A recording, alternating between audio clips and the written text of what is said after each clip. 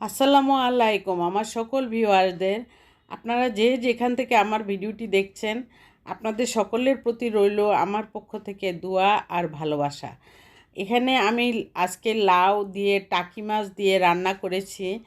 আর আর এখানে শুধু লাউ দিয়ে আর টাকি মাছ দিয়ে তো আর ভাত খাওয়া যাবে না, সেই জন্য আরও অন্য কিছু রান্না করেছি। ভাত রান্না করেছি, টমেটোর টক রান্না করেছি, আরও অন্যান্য কাজও করেছি। তারপর সকালবেলা ঘুম থেকে উঠেই নাস্তার পর্ব শুরু করতে হয়। নাস্তা খাওয়া শেষ হলে ঘরটর গুছিয়ে নিতে হয়, তারপরে রান্নাঘরে যেতে হয়। আর সেই কাজটাই আমি প্রতিদিন করে থাকি, কারণ করতেই হয়, সংসারের কাজ না করে পারা যায় না। সেই জন্য প্রতিদিন মোছামাছির কাজ তো করতেই লাগে। আর সবসময় ভিডিও ধারণও করা যায় না, মাঝে মাঝে মনে করি যে আজকে ভিডিওটা করে নেই। এই জন্য ভাবলাম যে আজকের একটু শো বক্সের উপরটা একটু ধুলাবালি, প্রতিদিন ধুলাবালি পড়ে থাকে, কিন্তু মুছতেও হয় প্রতিদিন। সেই জন্যই আজকে তার ব্যতিক্রম নয়। সেই জন্য আমি আজকে এই শো বক্সের উপরটা মুছে নিলাম ভালো করে। ভালো করে মুছে নিলে নিজের কাছেও ফ্রেশ লাগে, যে ওপরে ধুলাবালি তো জমবেই। আসলেই এটা এটা থেকে কেউ রেহাই পায় না আমাদের বাংলাদেশের মানুষ। ধুলাবালি যেখানেই থাকুক না কেন, যে পরিবেশেই থাকুক না কেন, ধুলাবালি থাকবেই। এর জন্য আমি এ, পরিষ্কার করে নিলাম শু বক্সের উপরটা। তারপরে অনেক কাজ করতে হবে আজকের কাজগুলি অনেক বুয়া নাই, কারণ ঈদের আগের দিন থেকে ছুটি নিয়ে নিয়েছে। এখন নিজেরই করতে হয় সম্পূর্ণ কাজ। ঘর ঝাড়ু দেওয়া, ঘর পরিষ্কার করে মুছা, হ্যান্ডেল দিয়ে মুছতে হলেও মুছতে লাগে, কিছু করার থাকে না।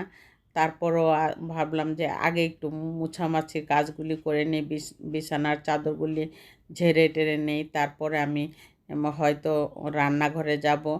আর এই কাজগুলি করে তারপরে রান্নাঘরে না গেলে আর এই কাজগুলি করতে আর রান্নার পরে ইচ্ছা হয় না। সেজন্যই ভাবলাম নাস্তার পরই আমি একটু ঘরটরগুলি গুছিয়ে নেওয়ার চিন্তা করি। আর সব কিছু আমি এখানে তুলে ধরবো না। আপনাদের কাছে আমার একটাই অনুরোধ, যে আমার ভিডিওটা দেখতে হলে একটি লাইক অবশ্যই দিয়ে যাবেন, কারণ আমার ভিডিও আপনাদের একটি লাইক আমার অন্যান্য ভাই বোনদের কাছে আমার ভিডিওটা পৌঁছে যাবে। সেজন্যই আপনাদের কাছে অনুরোধ রইল। আর একটি লাইক দিতে কিন্তু কষ্ট হয় না।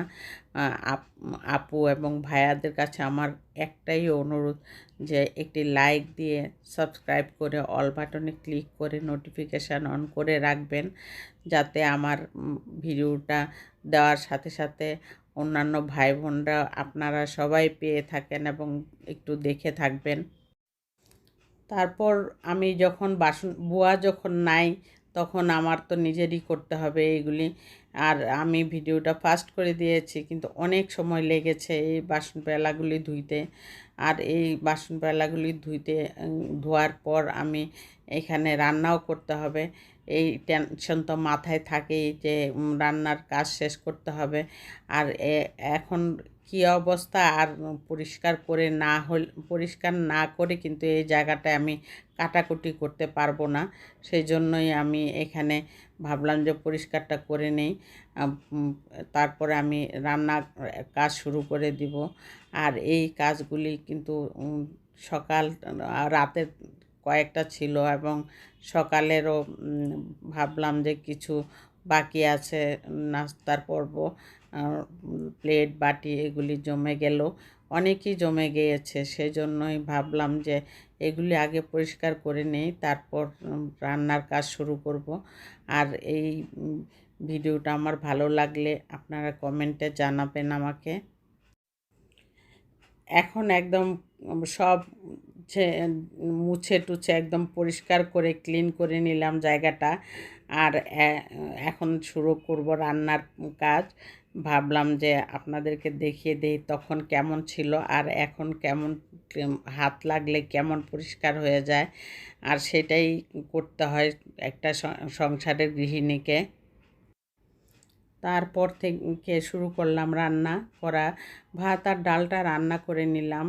তারপর এখানে ফ্রাই প্যান বসিয়ে তেল দিয়ে আমি ভালো করে গরম করে নিয়েছি। লাউ দিয়ে আজকে টাকি মাছ দিয়ে রান্না করব। আর এখানে 2 টুকরা বা 3 টুকরা মাছ দিয়েছি, পাঙ্গাস মাছ।